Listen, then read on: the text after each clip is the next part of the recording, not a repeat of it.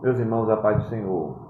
Hoje eu quero convidá-los à leitura de um texto na carta escrita aos Hebreus, capítulo número 12 e versículo número 2, para a nossa meditação. Está escrito: olhando para Jesus, autor e consumador da nossa fé. Quero me apropriar apenas desse início dessa frase, olhando para Jesus. Esse Jesus que, pelo gozo que lhe estava proposto, diz o texto ainda em continuação, que suportou a cruz, desprezando a afronta, e sentou-se à destra do trono de Deus. Eu estava hoje pensando sobre essa expressão, olhando para Jesus, e lembrando-me de algumas situações da vida. Exemplo, quando eu completei 18 anos de idade, eu tive o desejo, já que eu queria ser independente, de ser habilitado. E aí eu fiz a inscrição na habilitação, assim, aquela papelada toda, e chegou o dia em que eu entrei no carro para fazer o teste. E o instrutor sentou ao lado e me deu algumas instruções que seriam essenciais para aquele dia. Primeiro foi: coloque o cinto de segurança, ajuste os 3 retrovisores para que você veja a parte de trás do carro e os pontos cegos. Depois ele disse: preste atenção na frente, escolha um referencial no lugar onde você quer chegar e então toque a viagem. Além desse exemplo, eu estava me lembrando também das navegações, que independente do tamanho da embarcação, seja pequenos barcos ou cruzeiros grandes, algumas pessoas sofrem com o enjoo durante a viagem. E aquilo é muito terrível. E na hora que alguém está ali sofrendo enjoo, alguém chega para orientar e dá um conselho. Amigo, olhe para o horizonte, olhe para frente, não olhe para o barco, não olhe para as coisas aqui dentro da embarcação, mas olhe para o horizonte. É a única maneira que você vai passar esse enjoo. E aí, citando esses exemplos aí bem básicos, pode alguém perguntar, você pode perguntar, o que é que tem a ver isso, né? O que é que tem a ver esse exemplo do jovem, da habilitação, do barco? A gente poderia citar tantos outros exemplos aqui. O que é que tem a ver esse exemplo, que parece um conjunto de exemplos sem sentidos ou nexo com esse texto que nós lemos? Mas aqui a gente quer tratar sobre um tema específico, a necessidade de nós termos um alvo, uma direção, a necessidade de nós termos um ponto referencial, e a gente sabe que o nosso ponto referencial é Cristo. Então, como eu já citei, esta necessidade é bem clara durante o nosso dia a dia, em nossas labutas diárias, nós precisamos ter um horizonte. E quando nós tratamos das coisas do céu, o nível desse horizonte deve ser na vertical. Temos que olhar para o céu para a gente sobressair as situações que a gente vive durante todo o tempo. Então, há uma premissa presente, que é a premissa de olhar sempre para o local aonde você quer chegar. Então, em primeiro lugar, quando nós estamos em uma dicotomia, ou seja, em uma escolha entre duas coisas, é sempre bom, de maneira didática, nós termos um horizonte, uma fonte, um lugar para a gente olhar, porque a primeira dessa dicotomia é que nós estamos sofrendo uma situação muito ruim, não boa para a gente, e a segunda é arrancar o nosso olho dessa situação presente e tentar estender esse olhar nosso para lá na frente.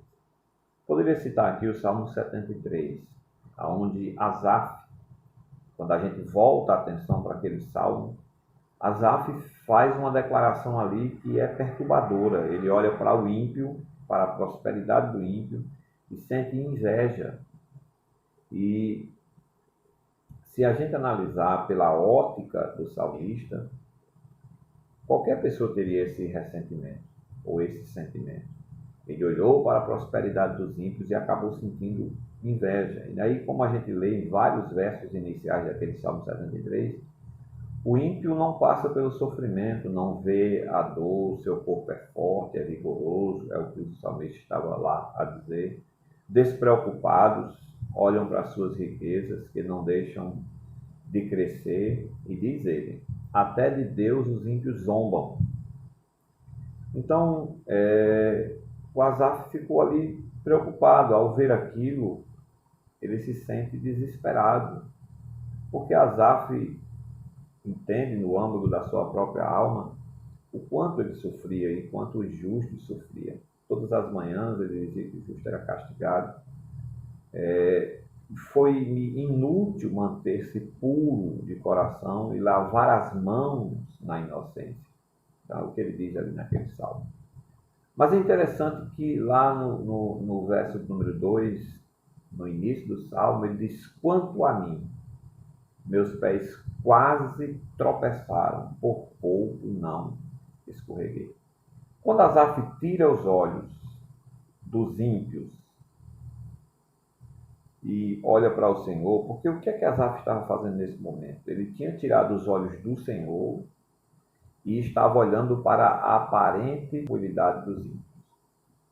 Quando ele fez isso, quando ele tirou os olhos do Senhor e começou a olhar para a aparente tranquilidade dos ímpios, foi então onde ele entrou nesse desespero todo. Porque ao olhar para a prosperidade dos ímpios e tirar o olhar do Senhor, ele perde o seu referencial. E veja que foi necessário Asaf fazer um sentido oposto, tirar os olhos dos ímpios e olhar para o Senhor, para então a calmaria voltar ao seu coração. Quando ele tira os olhos dos ímpios e olha para o Senhor, então a calmaria volta ao seu coração. Veja no versículo 17, no verso 17, como nos dizem, que ele estava narrando aquele verso, naquele desespero todo. Aí no 17 ele disse, até que entrei no santuário de Deus e compreendi o destino dos ímpios. Então, ele tira o olhar dos ímpios e foca os seus olhos no Criador, e então seus pés ali são firmados na rocha, a sua fé é fortalecida, a sua certeza na providência divina é restabelecida. Então, agora, sem medo, o salmista afirma que quando sentiu inveja dos ímpios, agiu como um animal, ou seja, com irracionalidade, com insensatez, com ignorância. E agora ele vê o fim do ímpio, ele vê a eternidade em sofrimento. Tanto vê a graça alcançando o justo, né, que a eternidade é a graça alcançando o justo, a eternidade ao lado do Pai, vendo a Deus, contemplando da beleza da sua santidade, ele vê a graça alcançando o justo, e vê também a grande desgraça em que o ímpio está jogado desde agora e vai para a eternidade com ela. Se continuasse olhando para os ímpios, não tivesse um referencial, ele teria se perdido. O exemplo de Pedro, quando Pedro pede para ir até Jesus, quando quando os discípulos estavam no barco e que Jesus vem andando sobre as águas, Jesus havia acabado de alimentar uma multidão, multiplicando peixes e pães. E retirou-se à parte e decidiu orar. E ele mandou que seus discípulos fossem na frente naquele barco. Dado o momento, durante o período da madrugada, com o barco já em alto mar, uma tempestade veio e estava a afligir os discípulos. As ondas balançavam naquela embarcação e o vento estava a açoitar a paz dos discípulos. E ali eles, cercados pelo desespero, vê na frente algo que parece para eles um fantasma. Então, Jesus gritou aos seus discípulos e tranquilizou os seus discípulos, identificando: não sou eu, não temas. Foi naquele momento que Pedro fixou o olhar, o seu foco em Jesus, fixou o olhar no Salvador, e sob a ordem de Jesus, Pedro sai do barco e, ao invés de ir nadando, ele caminha. Está lá o milagre acontecendo. Pedro está caminhando sobre as águas. As águas se tornaram tão densas que seus pés pisavam na água e não afundavam. Então, somente o poder sobrenatural do Criador era capaz de permitir que aquilo ali estivesse acontecendo. Mas no decorrer da caminhada, em direção aos braços de Jesus, Pedro ele perde o foco. E a palavra de Deus nos conta que ele sente o vento forte e ele começa a temer. E esse temor afasta os olhos de Pedro, afasta a direção dos olhos de Pedro do Senhor, e ele começa a olhar para as circunstâncias à sua volta. E quando ele começa a olhar para as circunstâncias à sua volta, ele começa a afundar. Lá no estopim do desespero, ele clama por Cristo. E o Senhor, que é Salvador, olhou para ele em meio àquele pavor e o discípulo estava de morrer. Ele olha para Pedro, lhe estende a mão e traz Pedro de volta.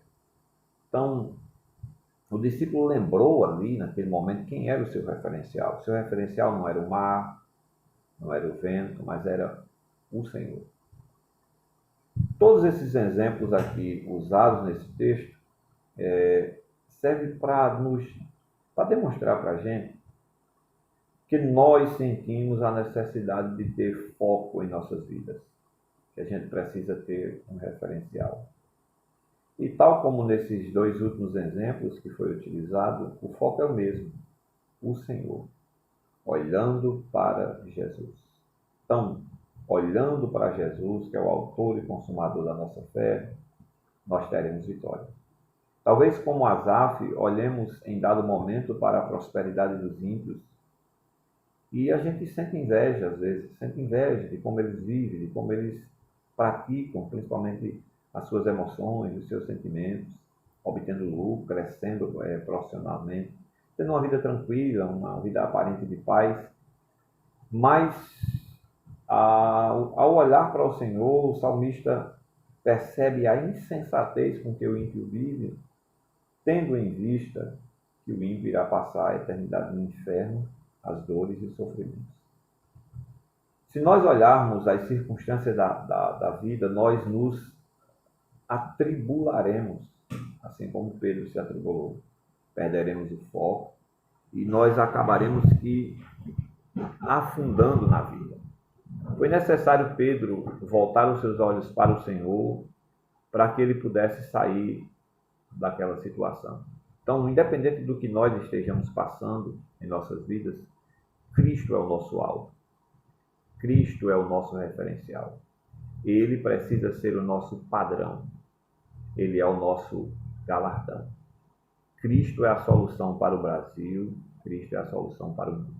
Eu sei que muitas pessoas estão esperando que a solução venha de grandes heróis, de grandes pessoas, mas a biografia de todos os heróis que eu conheço termina do mesmo jeito. Fizeram, realizaram, mas acabaram morrendo.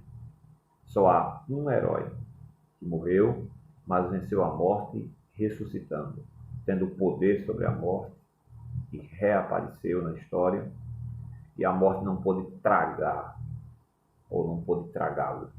É Cristo. Cristo é a solução. Ele está acima dos governos, ele está acima de médicos, de filósofos, de qualquer tipo de pessoa. Cristo é a nossa esperança. Todos os flagelos que nos atacam de forma sobrenatural servem-nos para nos alertar de que Cristo deve ser a nossa esperança. A igreja precisa voltar a olhar para Cristo como sua esperança. Nós trabalhamos com pessoas, trabalhamos com ideias, mas a igreja precisa levantar a bandeira. É olhando para a serpente que foi levantada no deserto que os homens eram curados. E Cristo disse: todos vós sereis salvos, todos os que me invocarem, todos os que olharem para mim e me invocarem serão salvos. Então essa é a proposta de Cristo, que a igreja volte ao princípio em que Cristo é a esperança da igreja e que passe isso para o mundo. Então, olhando para Jesus, autor e consumador da nossa fé. Que Deus te abençoe.